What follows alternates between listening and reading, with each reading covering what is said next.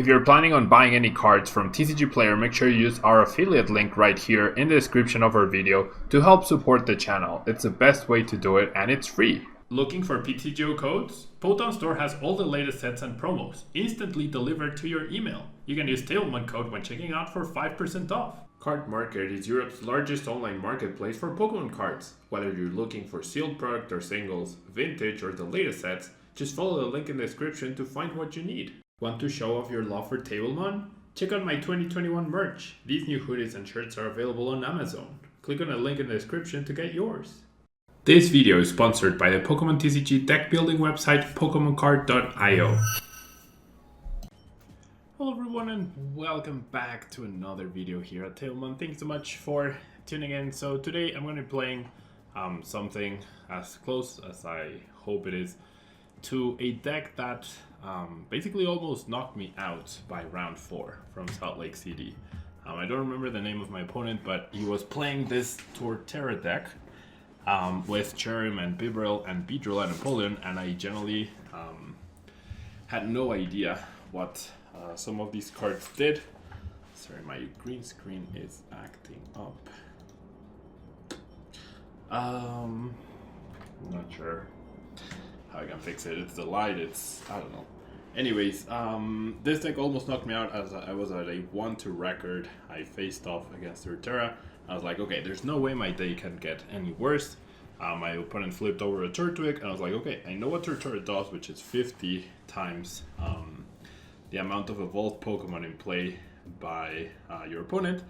And I was playing with VMAX, right? So the maximum damage it can do is 300. With a choice belt, it can do 330. However, as long as I knock out a Pokemon, it can never return KO because they would have to bench a Pokemon and not, they wouldn't be able to evolve it. So I should be fine, right? However, I was not counting on the fact that Beedrill with the Elusive Master ability exists, where once you return if this Pokemon is the last card in your hand, you may play it onto your bench, and if you do, you draw 3 cards.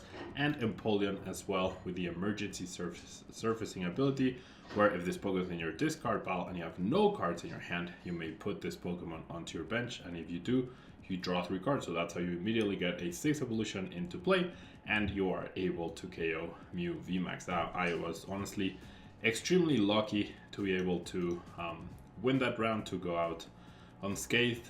My opponent, he got really unlucky. He had 2 rare candies priced in the last 3 prize cards. If either rare candy had been available, I would have lost. And I really like the structure of his deck. I don't know if this is close or his exact list, but this is what I'm going to roll with today off the top of my head, based on what I saw him using. He has Research, Marnie, Raihan, and Boss. Path to a Peak to show off abilities, Ordinary Rod to recover, a lot of Pokemon Search, Herbaloon for retreating, Choice Belt to increase the damage, Capture Energy to help with the setup, and Grass Energies to help attack. Cherim, of course, helps you power up in a single turn with the Spring Bloom ability, and Bibarel has the Industrious Incisors ability, horrible name for an ability, which allows you to draw until you have 5 cards in your hand. So let's jump into the ladder, see how we can do with Torterra. Alright, definitely think going first with this deck, so you can start evolving, is ideal. Our hand leaves a lot to be decided. We also got a mulligan right here, so that could be problematic. And we're up against alternatives which we can never one-shot, so things just not going really well to start us off, but we'll see. We'll try our best and hope. 340 HP though. Sad situation for us. Scoop of Net Commitment from my opponent to the active, which is fair, right? Best case scenario is A, we survive, B, we don't get attacked, but I guess that's a little too hopeful for this particular situation. So we need a really good Industrious Incisors right here. Apparently does have an energy to consider attaching, or they forgot. Okay, they didn't have an energy, alright. Maybe they were deciding though. Alright, so I mean, even hitting with Bite for 10 or with the Choice Belt, that actually lets me 2-shot the alternatives, so that's not terrible. So I'm just gonna go ahead and research away. I could have used Bibarel beforehand, but I felt like that was unnecessary. And this hand's actually pretty alright, I would say. Pretty alright. I can definitely go ahead and establish another Turtwig. As I do have the Rare Candy, I'll do this, evolve into the other friend, and then next turn I can Quick Ball. And I'll play this because maybe there's a chance that my opponent ends up dead drawing off of this, and that would be ideal. Well, I won't be able to use Boss's Orders at all this game, which sucks unless I get more need here. If I'd evolved... Oh, I didn't attack. Oh my god, I clicked on... I forgot to attack. Wow. I actually clicked... I mean, okay. Because I didn't fill up my bench, it was very unlikely that I'd be able to... Wow, I actually did not attack. It was very unlikely that I'd be able to take a knockout anyways. There was, like, no way for me to get 6 evolution on the bench. So technically it doesn't matter, but that was still very silly. Like, why didn't I attack? Ooh. Ooh. Okay. Seems like the... Oh, wow, I really locked out here. Wow, okay. Now I wish I had done the 40 damage. Alright. Extremely lucky on my part. Not only with the top deck, the dead draw. Yeah, generally extremely lucky. Alright, let's establish a Cherubi. And let's go ahead and Industrious Incisors. I actually don't want to get rid of this Boss Orders. You never know when it might come in handy. The deck insists that I get rid of it.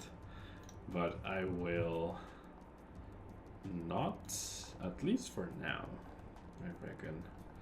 Or maybe I should just do it. It really sucks though, getting rid of this boss. It really does suck.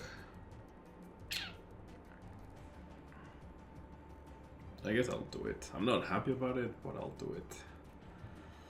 Yeah, because this draw is actually pretty alright, I would say. Alright, let's grab you. We'll have you ready for next turn. We'll have a pretty decent hand. We'll do a decent amount of damage. So now the previous 40 does not matter. That I missed by not attacking. It could have mattered, but it didn't end up mattering.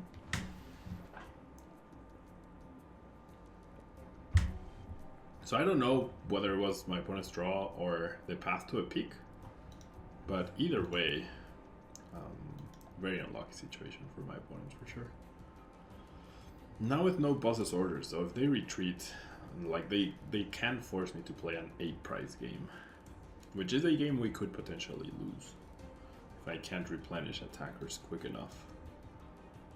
So we're not out of the woods yet. We're very far ahead from where we could have been. If my opponent continues to dead draw, they might be rage quitting soon, but I don't know. I wish I could see my opponent's hand. Alright, so I don't know if it was a dead draw or the path to a peak, but we got there. Alright, on to the next game. Alright, so I won the coin flip. Once again, I chose to go first, which I believe is correct. This hand's a little sad. Only a little though. So we'll establish our friend Bidoof, and we will go ahead and we'll draw away these two and grab ourselves a Turtwig, and then we have the Growl next turn, and we'll hopefully be able to set up. So this deck takes a little bit to get going, but then the reward is obviously that you can finish off or trade effectively against the high amount of prizes Pokemon. Now my opponent, interestingly, using this Sobble instead of the Rapid Strike, which I was gonna say I haven't seen that since Dragapult, and lo and behold, we are up against Dragapult. So the bench damage will definitely be a problem for us. So that's something to be very careful about, especially with our smaller friends. This hand's actually pretty alright, I would say. So my opponent cannot knock out Cherim or Cherubi in one hit.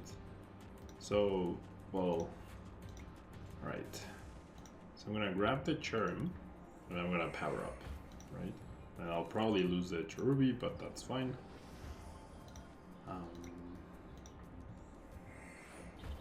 I think this is fine.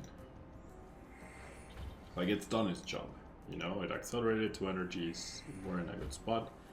And we have a very real possibility of knocking out the Dragapult next turn. So my opponent, in order to prevent the KO, my opponent would need exactly... I shouldn't have played that choice belt. They would need boss, the VMAX, boss, energy, and a switching card. Alright, Fan of Waves, that's not good. So now I need an energy, but I mean, I do have Bibarel draw plus Marnie. I do need to find a way to get rid of this Cherubi in order to utilize Empoleon's ability. Alright, so we're getting Marnied, so we're losing the Charm. But that means no other prize cards taken by my opponent. Still in the same situation where I need a way to discard this friend and also this friend in order to be able to use Empoleon's ability. Along with maximizing my bench, right? Alright. So where does he place the damage? I'm guessing 3 here? No, just 5 straight up on the Turtwig. So now my my Torterra is guaranteed to survive, which is pretty fantastic. And that research is actually pretty amazing. Alright, I mean, I still need a good research, but we'll manage. So let's go Sun-Drenched, Shell. We have all 4 Grottles too,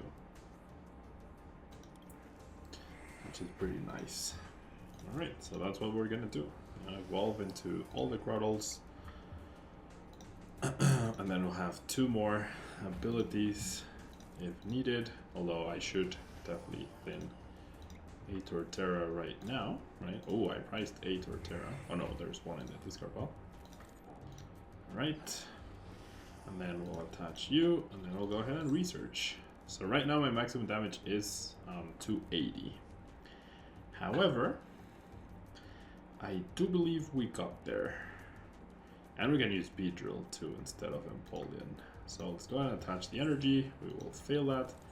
And then the 2 cards that I'm not able to play are Boss and the Capture. So that's a dead Dragapult right here. I will also fail this. I will also fail this. I will attach this. And I will go ahead and use Elusive Master. Nice. Alright. So let's go ahead and fail this. Obviously I have enough Evolution Search for the rest of the game. And look at this. I'm down to 12 cards in my deck too. So that's really something. And then boom. One shot. So that's exactly what didn't happen in my game. If that had happened at Salt Lake City, I would have started the tournament at 1 win and 3 losses. And that would have been really bad, right? And also very depressing for me. I don't think I've ever started a regional or international that badly.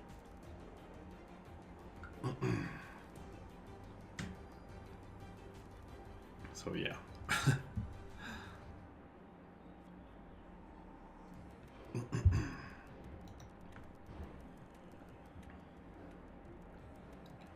All right, there's the incense.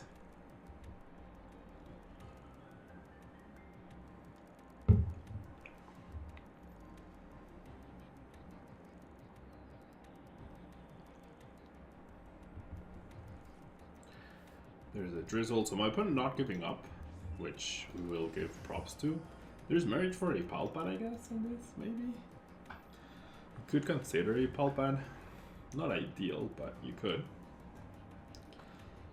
Because getting a boss next turn is going to be really difficult, right? I think now I have to worry about not getting stuck with something in the active. That's my only worry.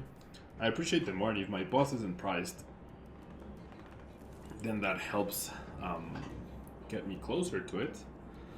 However, we are not able to find it. So now it comes down to random chance, I guess, which is fine. Perfectly fine. This is sick though. And like, what I really like about Torterra is that it reminds me about Nidoqueen, right? My good old friend Nidoqueen from Fire Red Leaf Green, which got me a 3rd place at the Pokemon World Championships in 2005.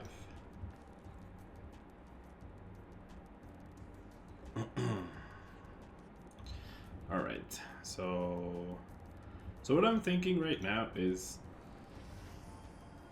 there's no, like, my opponent, I guess the only thing that would stop me from winning is if somehow that Dragapult just does enough damage to beat me eventually. I don't know. Like, if I just have stuff in my hand that guarantees that I can get Empoleon back, then I'm one-shotting that person every single time, right? And if I spread the energies this way, then even if they go boss, I can attack with the other friend. So, I mean, I'll just take the KO, honestly. There's no rush. So my opponent says well played. And there we go. Yeah, spreading the energy. Maybe their tactic was going to try and stall something. I had enough energies to prevent that from happening ever. But yeah, Torterra, pretty cool card.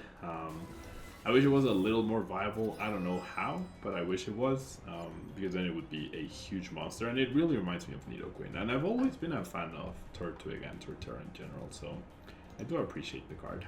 Anyway, sorry about the green screen. I don't know what's happening. Might be the time of day, might be the, like, I have everything turned on. I have no idea what's happening. Keep running into silly system issues, which I think it might be time for a new computer eventually, but like soon. But anyways, thanks so much for tuning in. Hope this wasn't too horrible, and I'll see you in the next video. Bye-bye.